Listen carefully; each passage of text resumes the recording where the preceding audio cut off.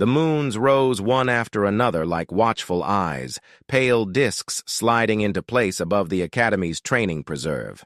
Floodlights along the perimeter fence clicked off in sequence, plunging the forest into layered darkness. A dozen alien cadets stood behind the translucent barrier, armor plates shifting, bioluminescent markings dimming in nervous patterns. In the middle of them, wearing the simplest gear of all, stood the human. Kara Holt adjusted the straps of her lightweight pack and tried not to grin. The air smelled like wet bark and metal ozone from the shield generators, and beneath that, something she could not name yet, an animal musk, faint and sour. "Cadets!" the instructor's voice boomed from the hovering platform above them. He was a hulking Threxian with 4 eyes and a chest full of medals that glinted softly in the moonlight.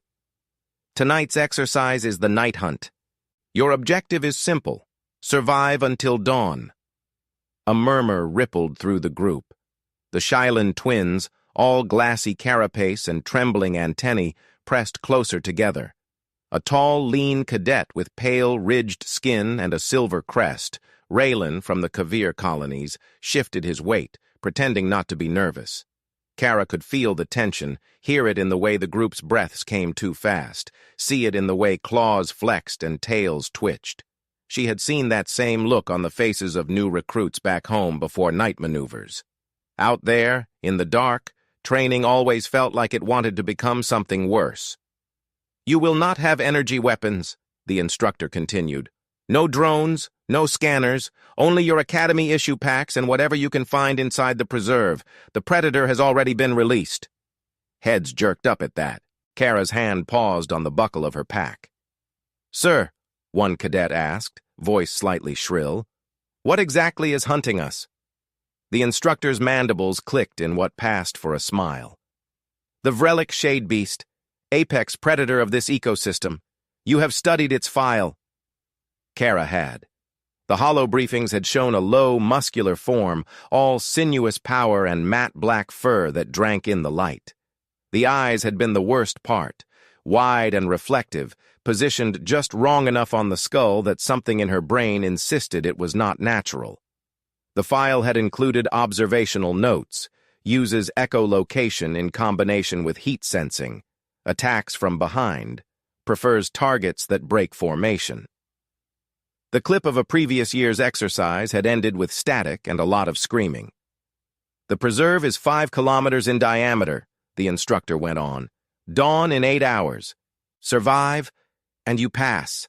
Fail, and the medical wing will do what it can." The barrier in front of them hummed. Kara's skin prickled as the shield powered down and the faint shimmer vanished. Suddenly the forest's breath hit her full force, cool, damp air sliding over her face, carrying distant chirps and rustles.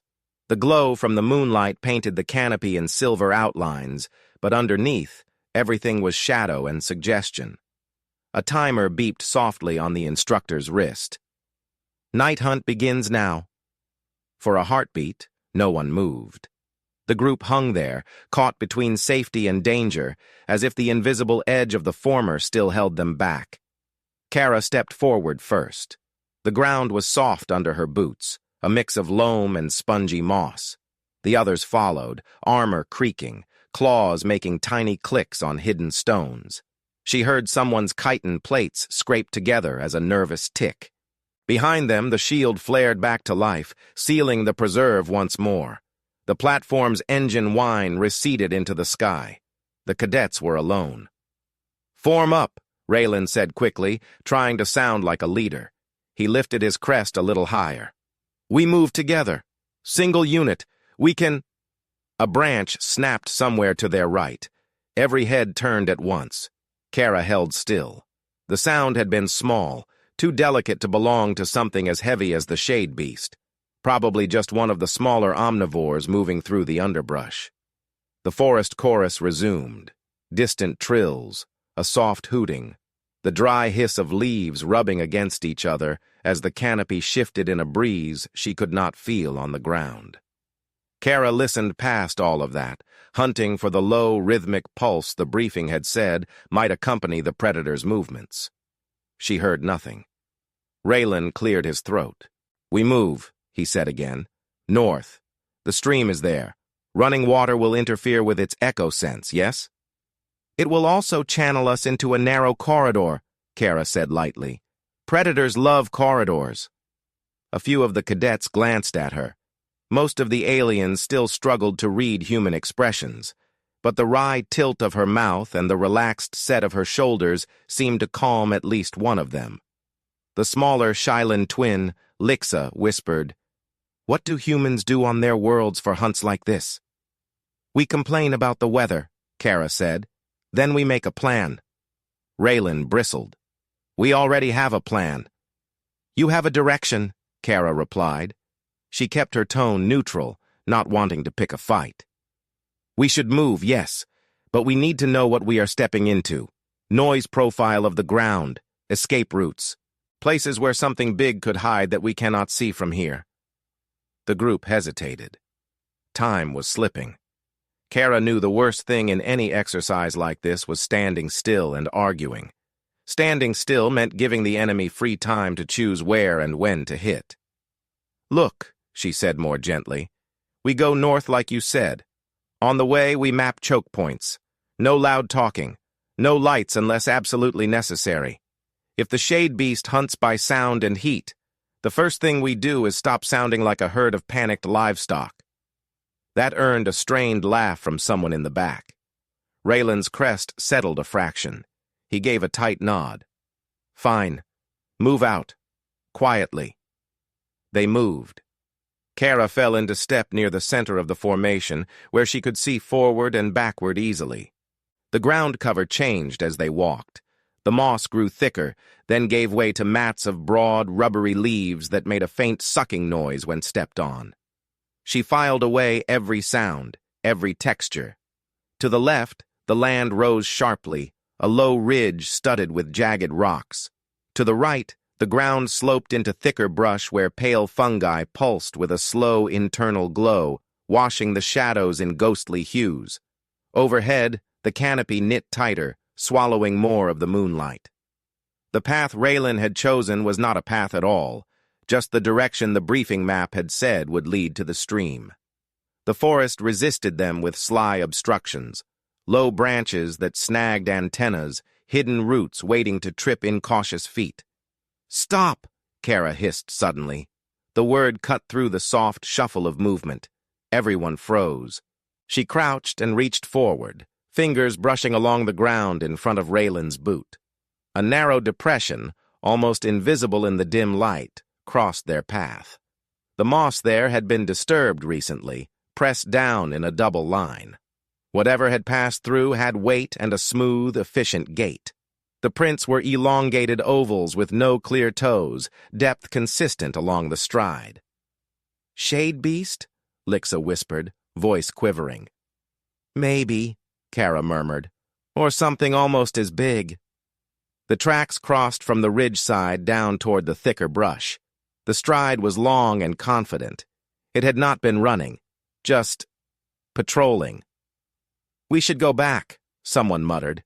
"We could climb the ridge and wait it out." "And get picked off against open sky," Kara said without looking up. "No cover. Your heat signatures would be bright as beacons." She straightened slowly, eyes scanning the dark ahead. The forest pressed close, thick with secret places. Somewhere out there, the Shade Beast moved, or waited, or listened. The file had called it patient. That bothered her more than claws or teeth. Patience meant intelligence of a kind. Patience meant traps. A faint breeze finally slipped down through the branches, cool against her face. With it came a smell, stronger now, the same sour animal musk from earlier, but richer, threaded with the coppery hint of old blood. It clung to the disturbed moss near the track. It was fresher than she liked. "We crossed the trail one by one," Kara said quietly. "No bunching up. Spread the line. If it comes back along this route, I do not want us grouped in a neat little cluster." "We are wasting time," Raylan muttered, but he gestured for the others to do as she said. One by one, they stepped over the depression, trying not to look at it. Kara went last, eyes lingering on the prints. The shade beast had passed this way recently, but not so recently that it was still in sight. That meant it was somewhere ahead of them, or looping around. She did not like that second possibility at all. They moved on. The forest sounds shifted slowly. The distant chorus faded, replaced by a slow, intermittent clicking that seemed to come from everywhere at once. Kara realized after a while that it was the sound of broad, woody seed pods creaking as they swayed and knocked against each other high above. Each click echoed faintly between trunks, a random percussion that made it harder to pick out purposeful movement. Clever ecosystem, she thought. Good for a hunter that listened more than it looked. Her implant clock told her that nearly an hour had passed. Sweat prickled under her collar, not from heat, but from the constant strain of listening, anticipating. The others were tiring in a different way. Their tension had not bled off into focus like hers. It had settled into their muscles as stiffness, shortening their strides, making them twitch at every shadow. She recognized the signs too well, the point where fear stopped helping and started making you stupid. "We should rest," one of the heavier cadets panted softly. "Just for a moment." "We rest when we have hard cover," Kara whispered. "Not yet." Another cadet's tail went rigid. Breathing sounds changed. Some held their breath, others sucked air in too quickly. No one moved forward or backward. It was as if the roar had poured liquid fear into their joints and then left it there to harden. "Stay together," Raylan whispered, but his voice shook and died in the air. The roar faded, leaving behind a ringing stillness. Kara's heart hammered once, twice, then settled into a measured thud. She knew this feeling too. The moment just after the first gunfire in a live exercise, when the world waited to see who would move first. Her mind latched onto details. Direction. The roar had come from ahead and slightly left, maybe 300 meters, maybe less. The echoes made it hard to be sure. Pitch. There had been no strain in it, no hint of exertion, not a charge yet. A declaration. "I am here. You are mine." Around her, the cadets were frozen, eyes huge, ears and antennae straining. No one reached for a tree. No one shifted position. They just stood in the open, outlined in faint moonlight and the pale glow of the fungi. Perfect targets. Kara exhaled slowly, forcing her shoulders to loosen. Panic lived in the chest and the spine. If she let it take those first, it would own the rest of her. She could not afford that. The others could not afford that. Somewhere out there, in the layered dark between the trunks, the shade beast would already be moving, adjusting, circling. It would listen for the loudest heartbeat, the clumsiest step, the most frantic breath. It would pick the weakest knot in the group and pull. Kara's hands curled into fists, then relaxed. It was just another test, she told herself. Different forest, different monster, same rules as always. You do not let the enemy decide how you die. You decide how you live. "All right," she murmured under her breath, more to herself than anyone else. "If it hunts by sound, then sound is what I will use." Kara's breath released in a thin, steady stream as the echoes of the shade beast's roar died somewhere in the forest's depths. The cadets around her stood rigid, caught in the lingering paralysis of instinctive terror. She could almost feel the panic shimmering in the air like static, threatening at any moment to break loose into chaos. If the predator returned now, it would not even need to hunt. It would simply walk into a crowd of trembling silhouettes and pick whichever one it fancied. She could not let that happen. She stepped forward with deliberate calm, careful not to startle anyone. The movement alone seemed to ripple through the group, drawing wary eyes to her. Their breathing slowed a fraction as they watched her, as if the simple fact that she still moved meant disaster had not yet claimed them. "Listen," she whispered, forcing her voice low and even, not a command, but an anchor. "We cannot stay here. The longer we freeze, the easier we make this for the shade beast." Raylan swallowed hard. His crest twitched in a quick, nervous flutter. "We heard how close it sounded," he murmured. If we move, we might draw its attention.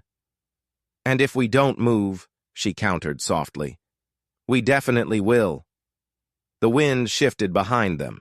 The cadets flinched as one, even though the sound was only leaves brushing against each other.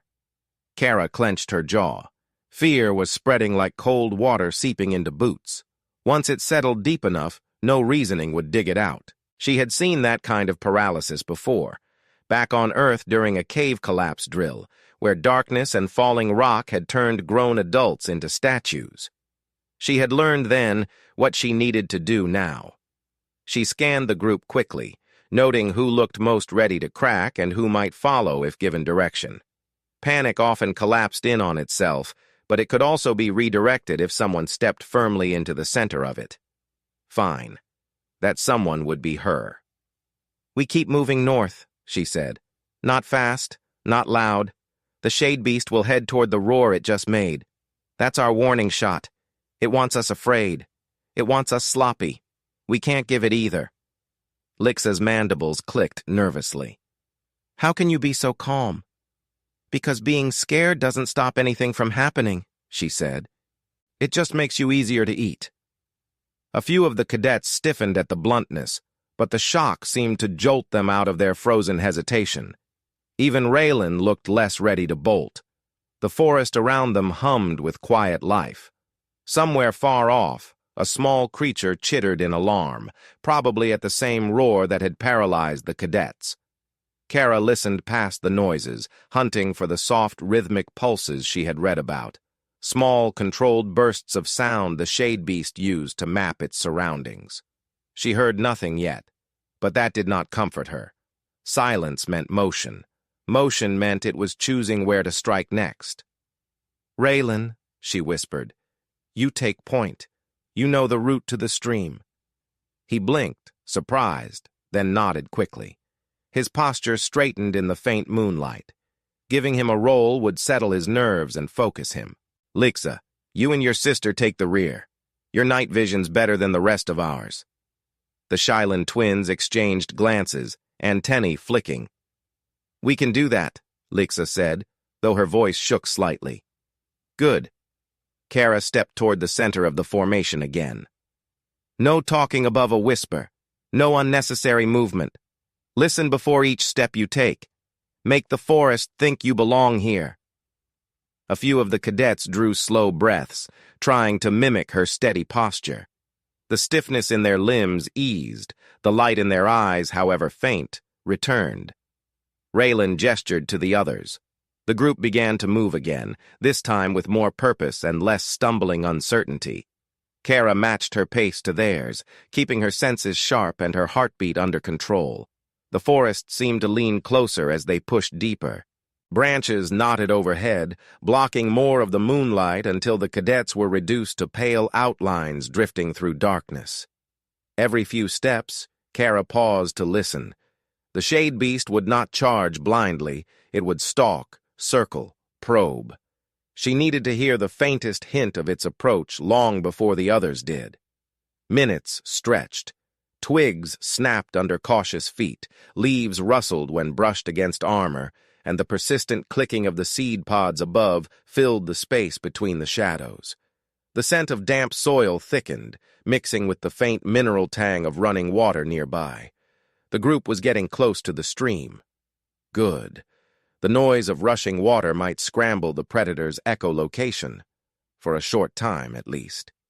Suddenly Lixa hissed from the back, a sharp whisper that froze everyone. Kara turned slowly. What is it? Lixa pointed toward the darkness behind them. Her antennae flattened tight against her skull, a gesture Kara had learned to interpret as raw fear. I heard something. Not leaves. Something heavier. Kara strained her ears. The forest rustled and shifted like something alive and breathing, but she heard nothing out of rhythm. Could be another cadet team, someone whispered. Raylan shot that idea down immediately. No, the teams are spread kilometers apart. The preserve is too big for random overlap. Kara's gut told her Lixa was right. The Shade Beast would start testing the edges of its quarry now. She crouched and pressed her hand to the ground. The soil was soft and cool. A faint tremor ran through it. Light, almost undetectable, but too steady to be random wildlife. Something large was moving with measured care. "It's following us," she said quietly. A ripple of dread passed through the group. Someone's breathing hitched. Kara stood slowly, adjusting the straps on her pack. "Good. That means it hasn't decided to strike yet." "How is that good?" Raylan whispered, voice tight. "Because it means it's still waiting for a mistake," she answered. "We won't give it one." She scanned the surroundings again. The trees grew thick on either side, their roots tangled in natural patterns that formed narrow walkways. If the shade beast wanted a clean line of attack, it wouldn't find one here, not unless someone panicked and broke formation. She stepped closer to the rear. "Lixa, how far?" "I don't know," the Shaylin whispered. "It was one step, maybe two, but it was there." Kara nodded. "Keep moving, but listen for that sound again. If it repeats, we adjust." The group pushed forward, but the atmosphere had changed. The cadets no longer trembled mindlessly. Now they moved with controlled tension, each motion shaped by purpose rather than panic. The stream came into view moments later, a faint silver shimmer between the trunks. The sound of rushing water filled the air, louder with each step, until it pressed gently against their ears. Relief rippled through the group.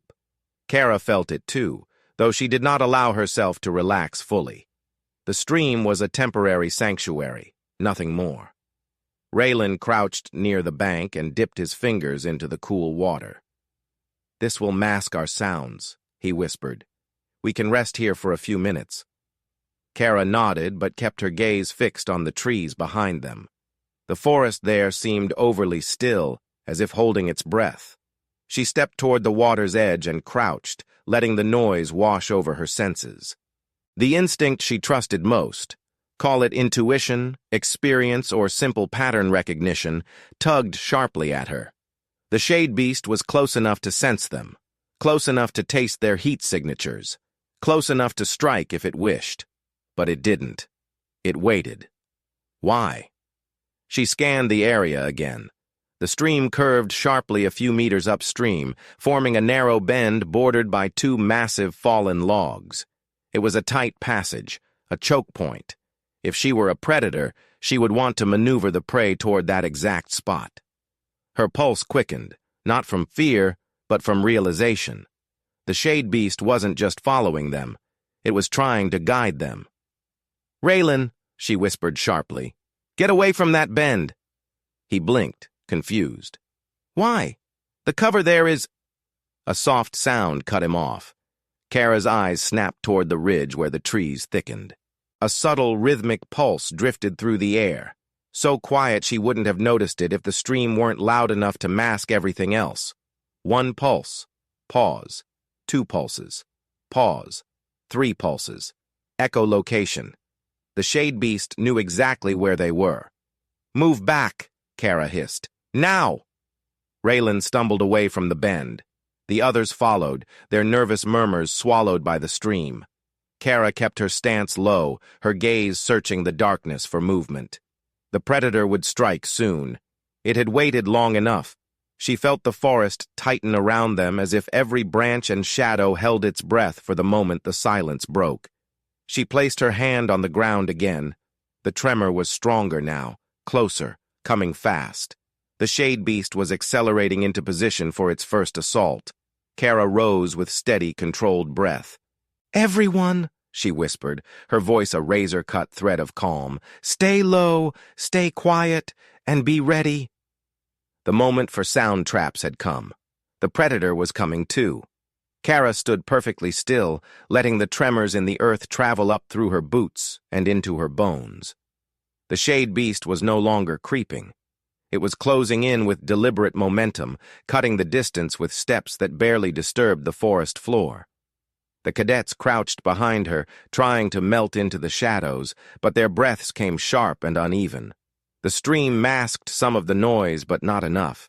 Not enough to fool a creature that hunted by sound the way humans read expressions. She needed to change the battlefield. The forest offered her tools. She only had to use them fast enough. Her gaze lifted to the canopy. Seed pods hung overhead in clusters, each shaped like a hollow bulb with two thin shells that clacked together with the swaying branches. She had noticed these earlier, nature's percussion instruments, but now the idea formed fully in her mind. If the shade beast relied on precise auditory mapping, she could drown its senses in noise it didn't control. But she needed more than random sound. She needed patterned sound, the kind that created false echoes, misleading the creature and forcing it to slow or change direction. Sound traps. "Kara," Lixa whispered behind her. "It's close." The Shyland's antennae were flat against her skull, trembling. "I know." Kara's voice remained steady. "Stay still and keep low. I'll come back." Raylan stared at her as if she had announced she was about to walk off a cliff. "You cannot go alone. If the shade beast catches you..." "It will catch one of us if we don't do something," she cut in quietly. "I'm not giving it that choice."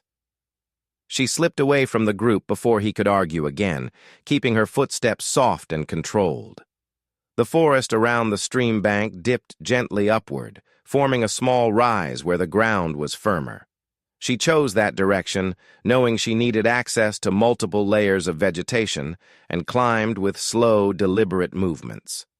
Every time a leaf rustled or a twig bent under her boot, she waited to make sure the shade beast hadn't shifted its course. The tremors grew stronger. It was adjusting its path again. She clenched her jaw.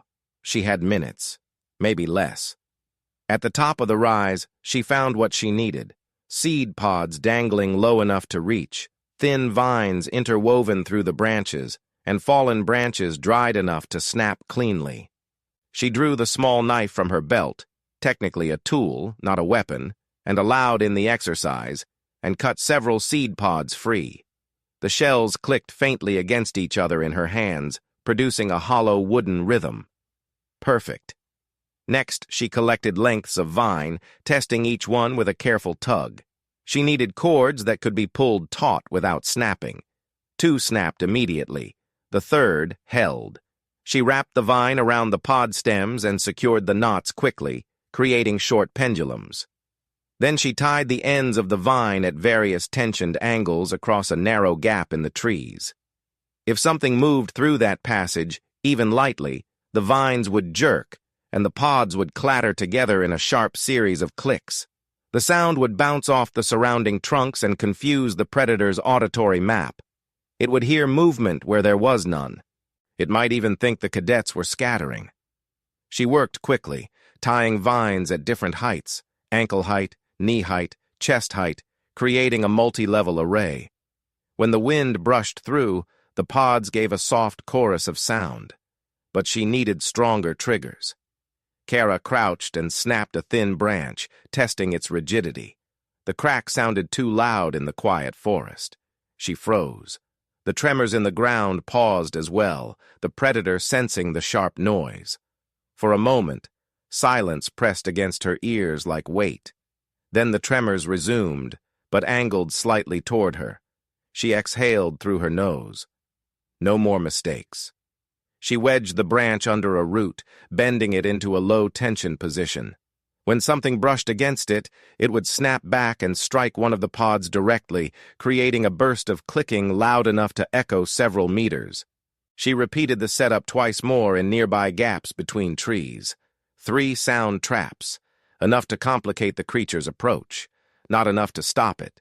But she wasn't trying to stop it yet. She only needed to buy time and space. When she turned to leave, she froze again.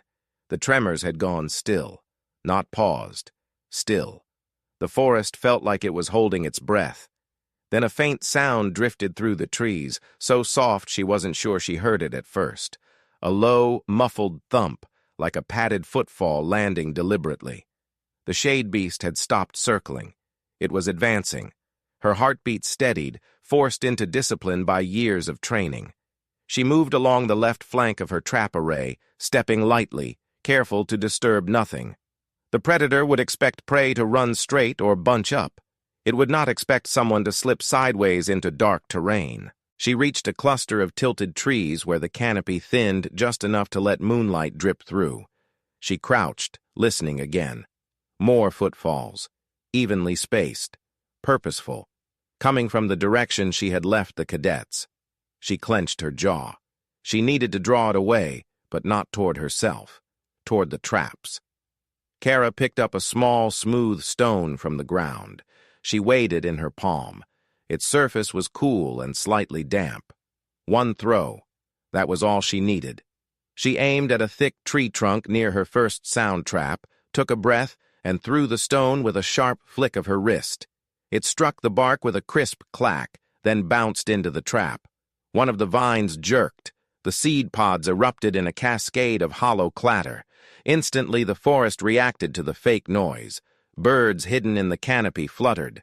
Small creatures scurried in alarm, and the shade beast moved. She felt it first. Those rapid, controlled tremors. The predator accelerated toward the sound, its predatory instinct overriding the caution it had shown earlier. It believed something was running. Something panicked. Good. She moved again, circling in the opposite direction, staying as silent as she could. Branches shifted behind her as the massive creature slipped between trees, almost invisible in the darkness. Her trap snapped again as a branch bent and struck a pod. Another burst of clatter echoed through the trees. The shade beast adjusted its angle sharply, fooled a second time. Kara allowed herself a small, tight smile. The beast had excellent instincts, but it wasn't used to deception. Not like humans were. Not like she was. She returned to the group in quick, controlled steps.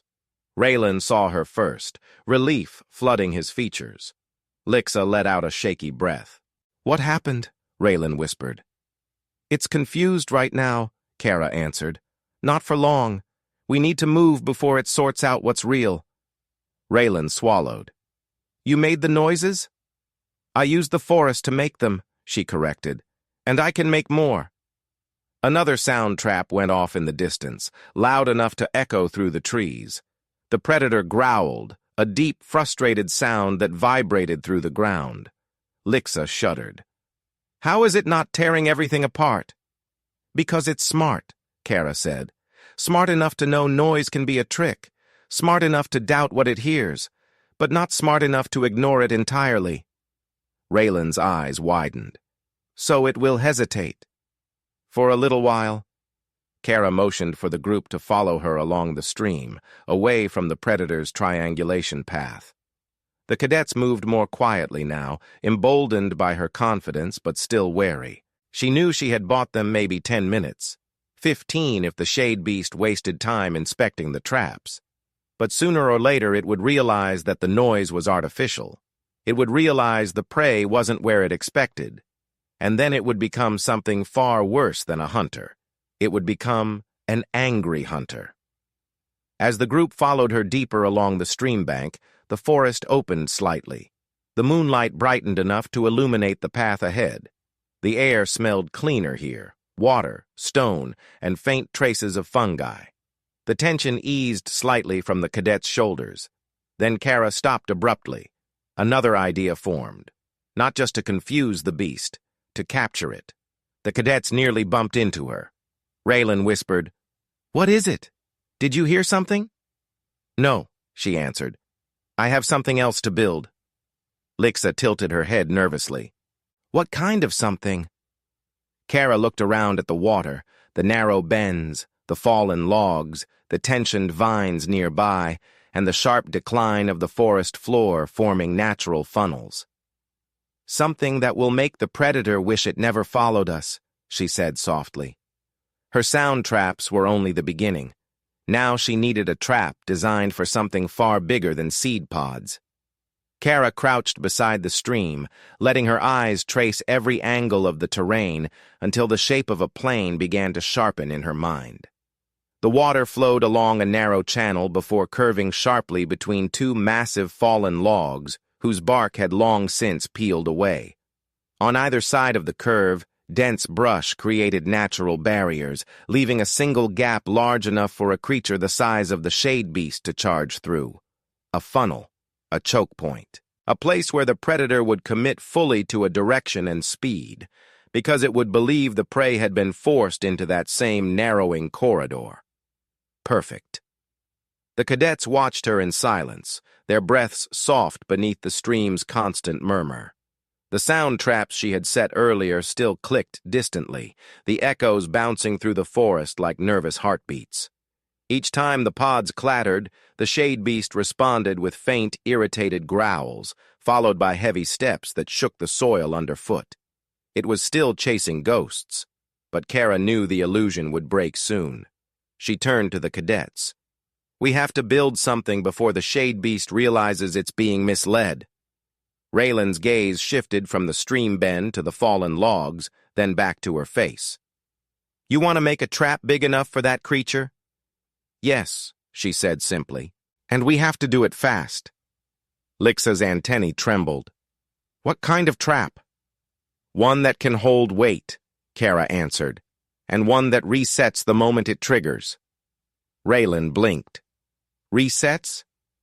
"If it doesn't reset," she explained, "the shade beast could break free. It has to lock itself into the trap." Lixa's mandibles clicked nervously. "How do we make something like that without tools?" "With leverage," Kara said. "And sound." She pointed to the fallen logs.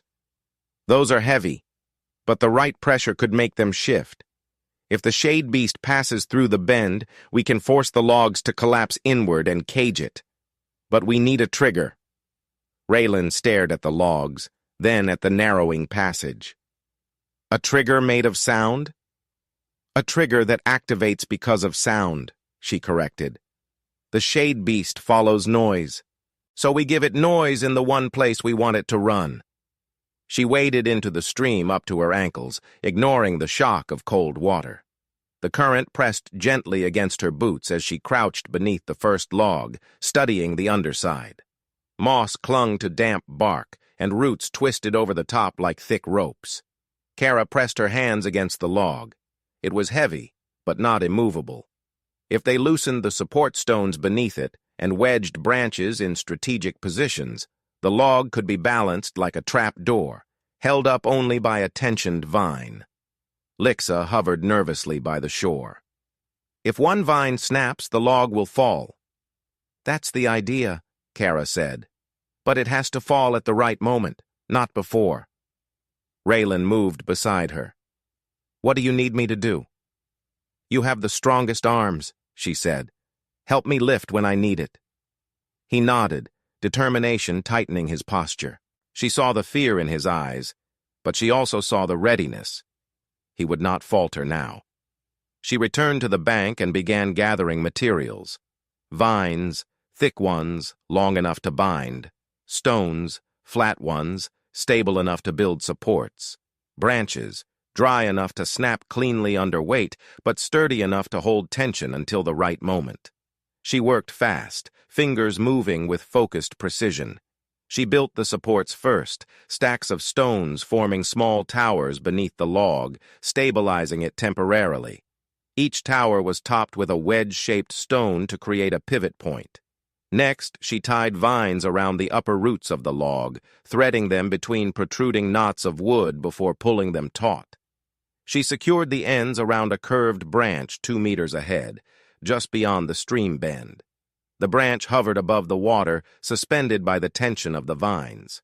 Lixa approached cautiously. "The branch looks fragile." "It's meant to snap," Kara replied. "When the shade beast pushes past it, the vines will release and the log will drop." Raylan frowned. "That is only one log. The predator could slip sideways." Kara shook her head. "The second log will fall simultaneously. Watch." She repeated the setup on the opposite log, creating a mirrored structure. This one she tied to a separate branch placed slightly farther ahead, ensuring the trigger zones overlapped. When one branch snapped, the tension in the vines would jerk violently, pulling both logs down at once like jaws. "This won't kill it," Kara said, "but it will pin it long enough for the exercise to end." Raylan looked at the construction with a mixture of awe and worry. "How do we lure it here?" Kara stepped into the narrow bend and knelt by a cluster of dry seed pods stuck to a fallen branch. She plucked two from the cluster and struck them together. The sharp clack echoed off the logs, amplifying the sound down the corridor. Lixa flinched. "That will draw it straight to us." "Yes." Kara stood and pocketed the pods. "But I won't be standing here when it gets close." She tapped a thick vine wrapped around a small sapling near the bend. "This will make noise once I tighten it." She tugged the vine sharply. The sapling bent, producing a long, creaking groan. When she released the vine, the groan echoed again as the tree straightened. Raylan's eyes widened. "You can trigger the sound from a distance." "Yes." She pointed to a second vine trailing behind the thick brush. "I'll pull this to produce noise right when the shade beast reaches the edge of the bend. It'll charge straight into the trap." Lixa stared at Kara with awe. "You're thinking like the predator." Kara shook her head. "No, I'm thinking like something the predator doesn't expect." She returned to the group and motioned for them to follow her behind a thick stand of brush. The hiding spot was low but shielded from direct sight. From here she could reach the vine that connected to the sapling, the sound trigger.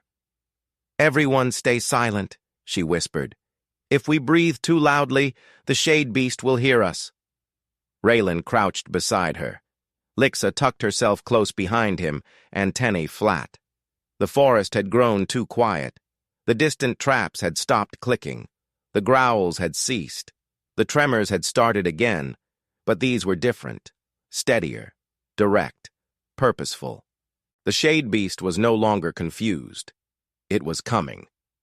Kara placed her hand on the vine and tightened it gently, preparing to pull hard when the moment came. Her heartbeat steadied. Her breathing slowed. Her eyes locked onto the narrow space between the logs.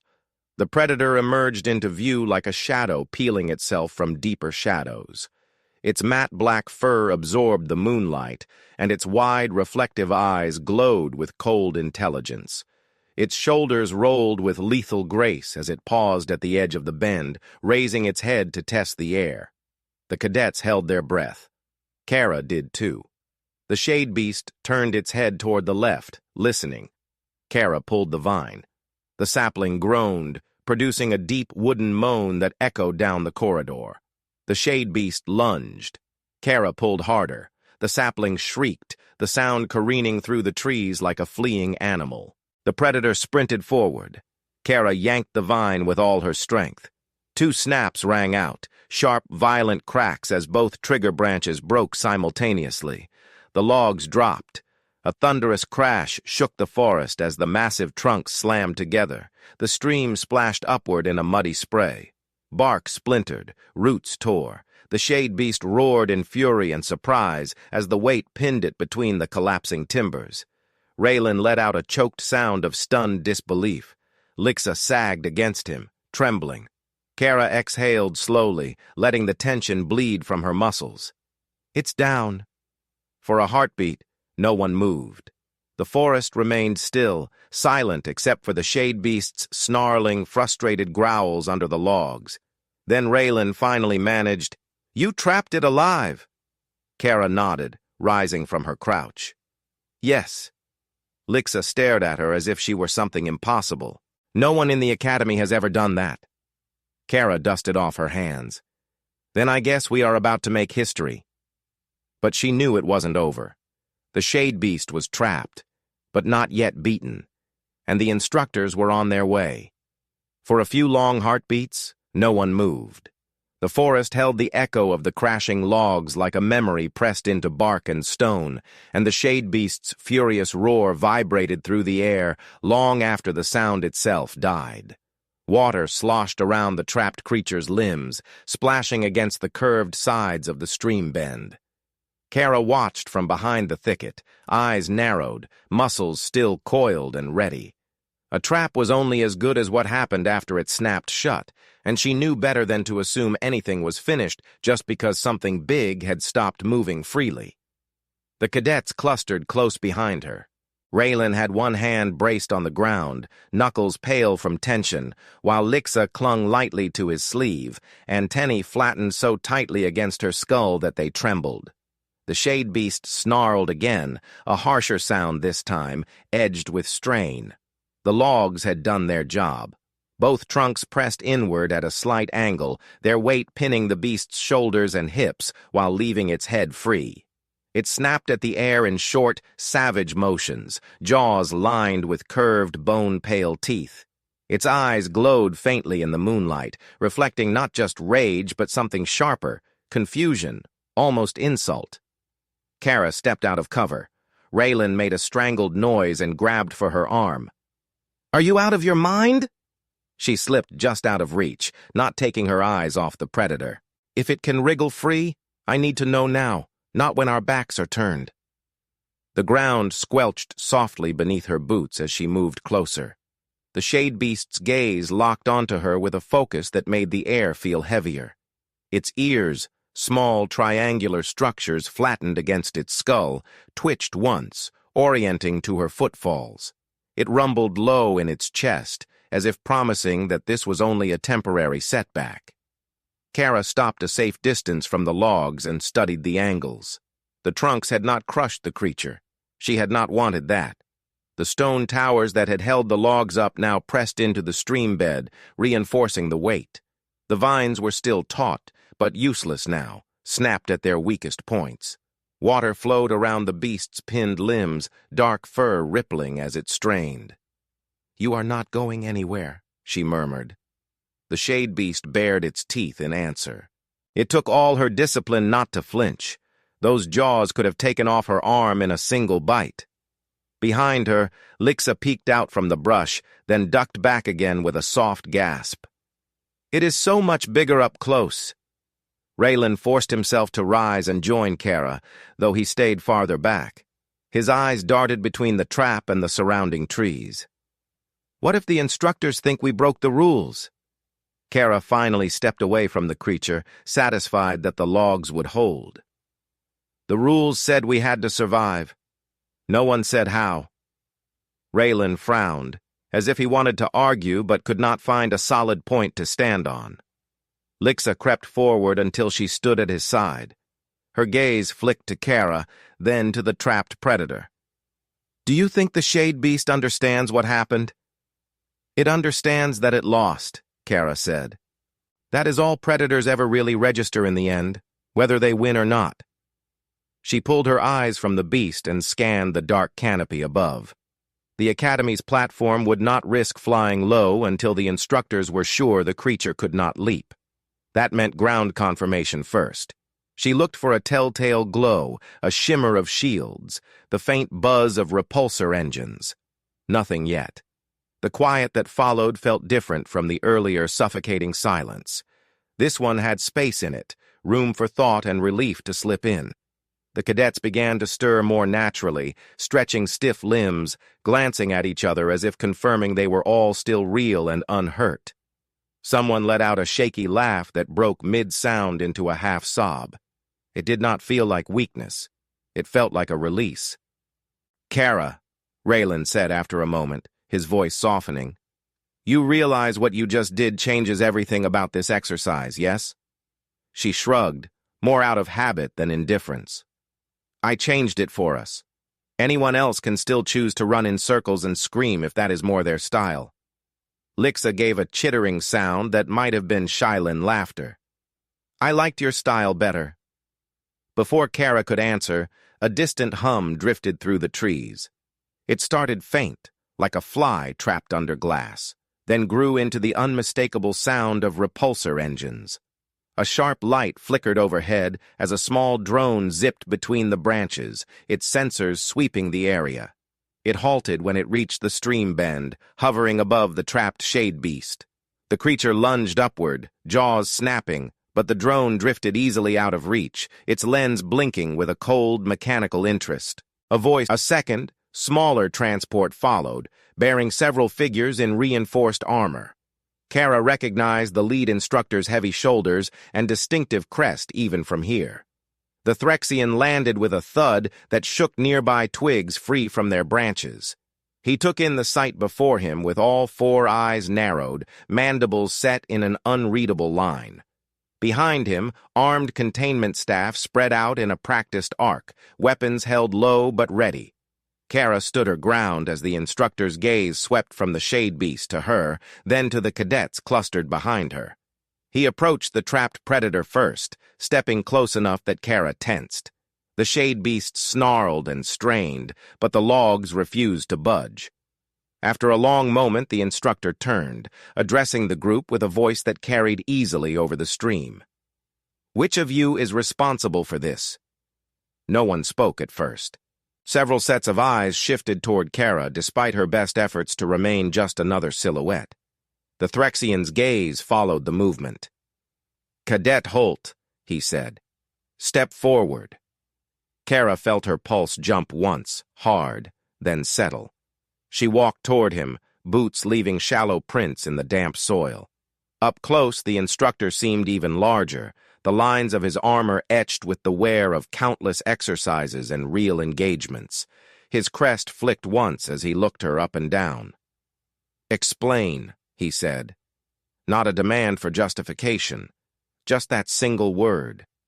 She gestured to the logs, the vines, the snapped trigger branches. She kept her voice even, sticking to facts. How she used the sound profile of the forest. How she misdirected the predator. How she used its reliance on auditory mapping to funnel it into the choke point. How she built the trap with timed triggers instead of brute force. She did not embellish. She did not downplay. She simply told him what she had done and why. A few times the instructor's eyes narrowed thoughtfully. Once, his crest lifted slightly in what might have been faint surprise when she described the multi-level sound traps farther out. When she finished, the forest fell quiet again. The shade beast's growls had settled into a steady, angry rumble beneath the cage of wood. The containment staff moved with methodical care, assembling the drop frame around the logs, preparing to transfer the animal without giving it a single inch of leverage. The instructor exhaled slowly, a sound like stone grinding against stone. "You constructed all of this in the time allotted for the exercise?" "Yes, sir." "With no prior tools or equipment beyond your issued knife and pack?" "Yes, sir." His gaze slid briefly toward Raylan and Lixa. "Did anyone assist in the design?" Raylan lifted his chin. "She gave the orders. We followed them." Lixa nodded quickly. "We helped gather materials, but the plan was hers." Kara felt a strange, almost awkward heat crawl up the back of her neck. She kept her expression neutral, not trusting whatever wanted to flicker onto her face. The instructor studied her for another long moment, then turned to the hovering drone. "Record for the Academy log," he said.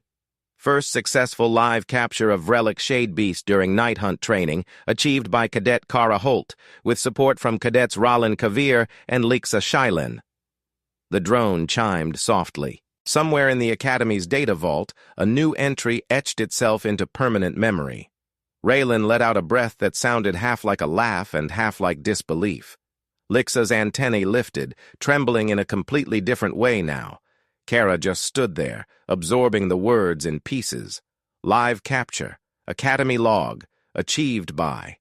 It felt distant, like listening to someone describe another person's accomplishment.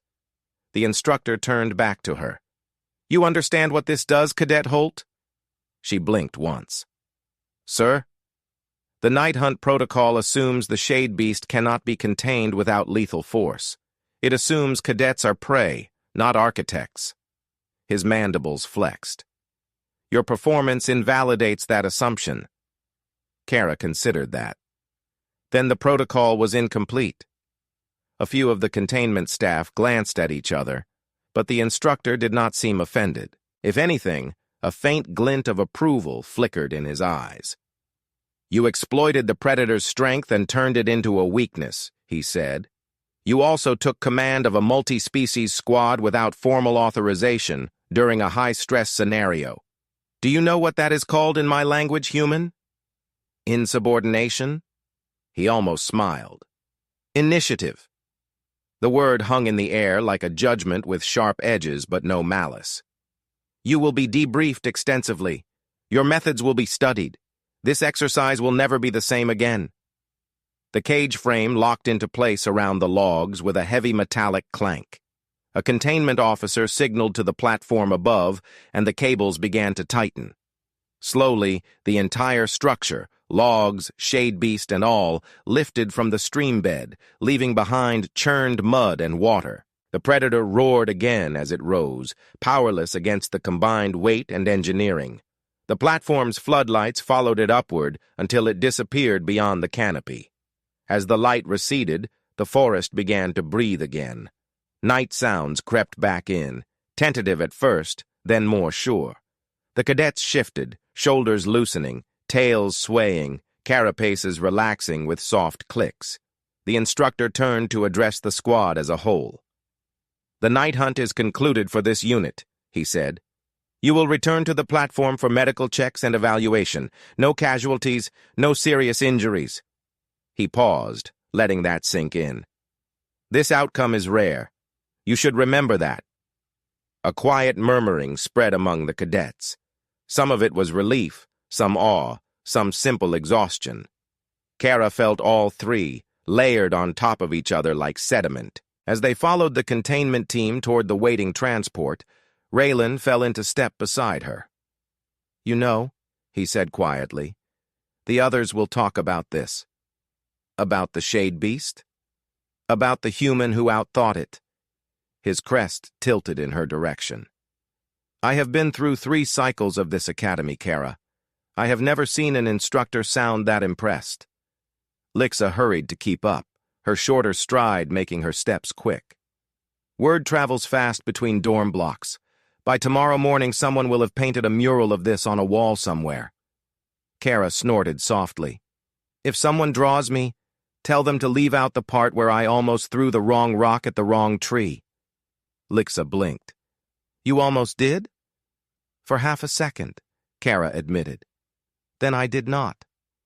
Raylan chuckled, the sound low and genuine. "Then perhaps the mural will include that too. It might make you look more like the rest of us." The ramp to the platform unfolded ahead with a gentle hum. Warm light spilled from the open bay, washing over scuffed armor and tired faces. As she stepped onto the ramp, Kara glanced back one last time at the forest. The stream glittered faintly under the remaining moonlight. The fallen logs had left a raw gouge in the bank, but already debris began to settle into it, as if the preserve itself was eager to smooth away the signs of what had just happened. The night hunt would reset. The shade beast would heal in some containment habitat. Instructors would argue over new rules and revised maps. Future cadets would study her trap designs in dry hollows, safe in classrooms that smelled like old metal and recirculated air. Some would reproduce the strategy well, others would fail trying. She knew that was how systems adapted, through trial, error, and the stubborn insistence of survival. But for her, this night would not shrink into a diagram. For her, it would remain the memory of cold water around her ankles, the weight of stone in her palm, the furious eyes of a beast that had never expected prey to answer its roar with a cage. On the platform, medics moved through the cadets with scanners and soft questions. Someone pressed a hydration pack into her hand. She drank automatically, the cool liquid dragging the dryness from her throat. The instructor approached once more, now without the looming presence of the trapped predator between them. "Cadet Holt," he said, less formal this time. "You will receive a commendation for this." She met his gaze, searching for any hint of sarcasm. There was none. "Thank you, sir." "Do not thank me," he replied. "You earned it, and the others earned a passing mark by trusting you instead of their fear." His eyes shifted briefly toward Raylan and Lixa, who stood a short distance away. "Remember that as well." He moved off to speak with another group, leaving her with the faint echo of his words. Trust instead of fear. She had not thought about it that way. She had simply done what she always did when the dark pressed too close. She made a plan and moved before panic could catch up. As the platform lifted from the preserve and the forest receded into a patchwork of silver and shadow below, the cadets drifted into small clusters, whispering, laughing quietly, staring off at nothing. Ralin and Lixa settled beside her without asking, as if the space had already been claimed by shared experience. For the first time since the shield dropped at the beginning of the night hunt, Kara allowed herself to sit. Her muscles complained in a chorus of delayed protest, but the exhaustion felt clean, like the ache after a hard climb well worth the view. Lixa bumped her gently with an elbow. "When we tell this story," she said, "I am going to leave out the part where I almost cried when the shade beast roared." Kara smiled faintly. "I will leave out the part where my hands shook when I pulled the last vine." Raylan nodded solemnly. "And I will leave out the part where I thought volunteering to take point was the worst decision of my life." Lixa's antennae curled in amusement. "Deal." Kara looked from one to the other, then out at the stars beyond the platform's open edge. The academy sat somewhere above them, waiting with its endless drills and lectures and protocol revisions. The galaxy beyond that waited with dangers that did not come in neat, controlled exercises. But tonight, in this moment, she sat among cadets who had seen death coming out of the dark and had chosen to move anyway. She had turned a predator's greatest advantage into its undoing, not because she was fearless, but because she refused to let fear make choices for her. That was what she would carry forward, long after the commendation was filed and the novelty of the first live capture faded from whispered stories.